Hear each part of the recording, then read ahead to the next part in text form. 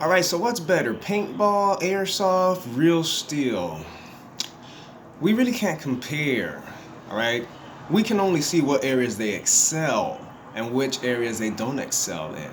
What I have personally learned is that in the areas of paintball, airsoft, and other combat sports, even melee martial arts sports, you have plenty worry-free areas to excel and improve your abilities and even experiment even in the middle of a battle. Versus when it comes with when it has to deal with the real steel, you don't have much worry-free space to improve or increase your abilities, all right? Because your worry is I gotta survive, okay? And I can't get hit out here, all right? That's what the worry is when it comes to the real steel area, the people who live with the real steel concept.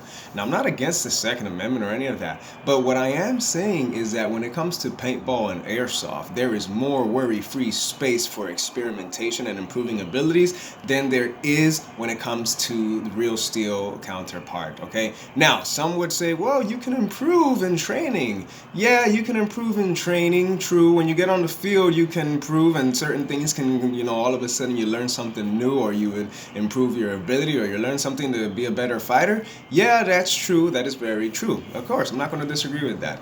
But what I'm saying is that when it comes to paintball and airsoft, though, all right, you can train and then you can improve on the field, and there is more room to do that more freely than it is to do it in a battle where you have bullets flying at you. Okay, and now, unfortunately, also at the same time, some people would also say that, well, when it comes to the real steel area, that's why we work on armor and all these other things. Yeah, you're right. You have to work on all these external tools that you need to use, versus in airsoft and paintball, I don't really have to worry about having all these external tools I need to use. Now, that in mind, there are certain areas of all these topics that you can find areas where they merge, where they can help transition. I mean, for example, in a simunition, people can train their abilities in simunition and become better with simunition games, yeah, and then maybe that stuff can be applied to actual bullets. Some people can develop maybe hypersensitivity. There are people who know how to, track an airsoft or paintball,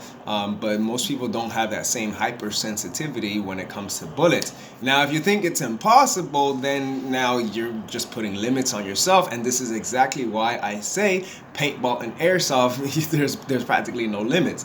Paintball and airsoft has more room, and other combat games has more room for you to break your limits, all right? Versus real steel, you have to deal with your limits. You get what I'm saying? It's that simple. Anyways, hope y'all enjoyed this topic. Feel free to support. Namaste.